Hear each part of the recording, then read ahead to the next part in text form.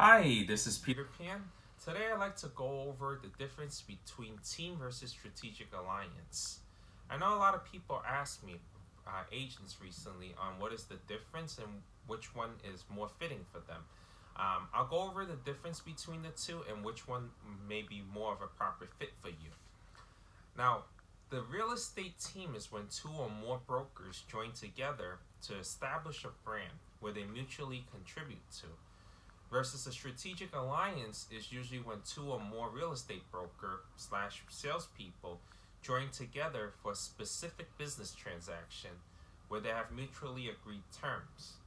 A team is more long term. A strategic alliance, generally speaking, is more of a one time deal or very short term. Before I get into the team and the strategic alliance, I'd like to share a very relevant experience I had recently. I was driving on the highway and I noticed an advertisement that reads "Injured, call Salino Law Firm." It was clearly advertising for injury attorney, and for those who are not aware, Salino Law Firm was formerly known as Salino and Barnes. There's a famous jingle that I heard maybe 1,000 times. It goes something like Salino and Barnes, injury attorney, 1-800-666-2020. I can remember that jingle in my sleep. So I was very curious. I searched up immediately on what happened to Salino and Barnes Law Firm. So apparently, Steve Barnes passed away due to a plane accident. But even before his passing, Salino and Barnes Law Firm were already separating due to dispute and business practices. As far as the gossip part, I'll leave that up to you. I find this story a very telltale cautionary reminder that relationships may not be eternal. I have no choice but to liken a relationship, a team, to a marriage. Because when it comes to long-term relationship, I feel everyone can learn a thing or two from a successful marriage. Some of the major reasons on why a broker would start a team would be to take advantage of some of the advantages of having a team.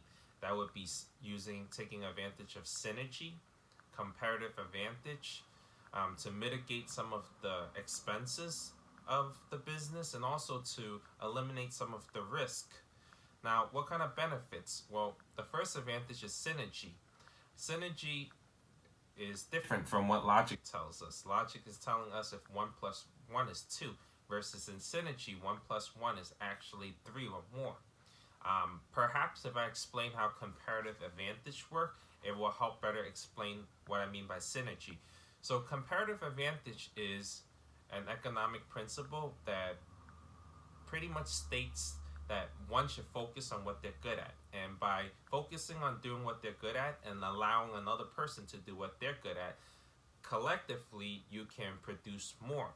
For example, let's say one salesperson has only 5 sales and the other salesperson have 8 sales. Together they'll have 13 sales.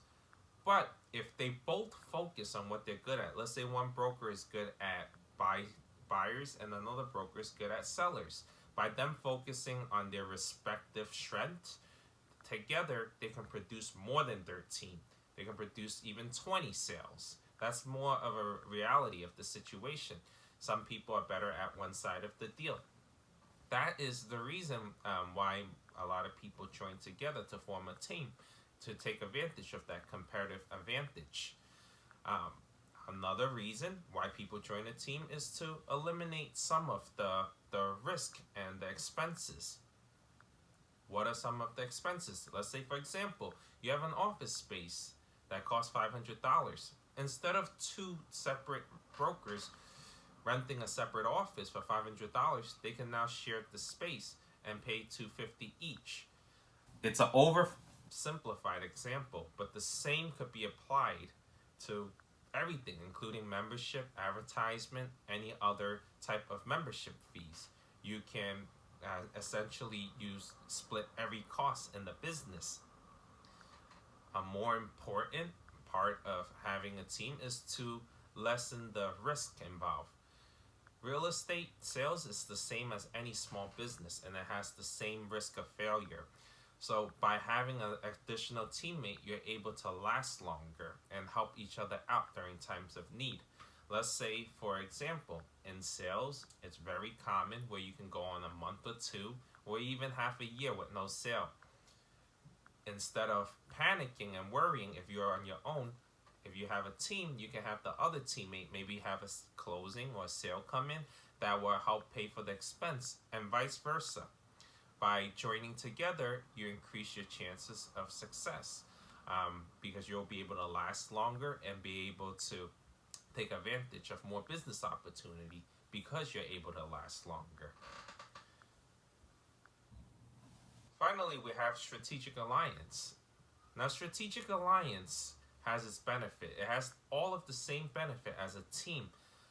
It's usually for only one-time deal, but the fact that you can switch it up, it makes it more flexible. So strategic alliance is more fitting for individuals who prefer working by themselves but find themselves in a occasional crunch where they need additional help. Another reason why there's strategic alliance, you can also you can use it in a way to feel another person out. See if how compatible you are before you actually form a team. If the deal works out, great. If it doesn't work out, you can go on and go your separate ways. If you have a team, you would have to dissolve the team each time and formulate a new team every time it doesn't work out. I find some common use, practical use of a strategic alliance in situation. Let's say, for instance, you have a business deal that's 1 hour out of your way from where you live, or the travel time is 1 hour plus. Instead of traveling there every single time to do the showing, you can have a strategic alliance who live maybe 5 minutes from there. That is more advantageous than you traveling there, and it definitely is more efficient for that specific business transaction. You can form a strategic alliance there. Another instance would be, let's say you have a business deal where you have to speak another language that you don't speak or not fluent in.